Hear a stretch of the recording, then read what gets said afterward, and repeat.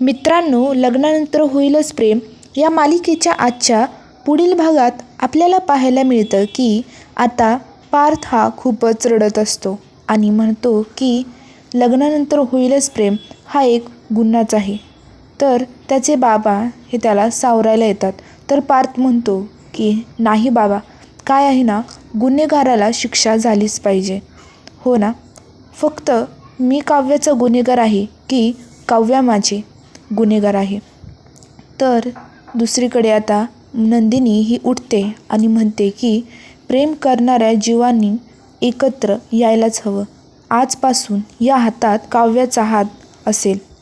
तर नंदिनी ही काव्याचा हात जीवाच्या हातात देते आणि मग तेव्हा काव्या आणि जीवा एकमेकांकडे धक्क्याने पाहतात. नंदिनी आणि पार्थ या दोघांनाही खूप मोठा धक्का बसल्यामुळे ते विचारातच अडकलेले असतात.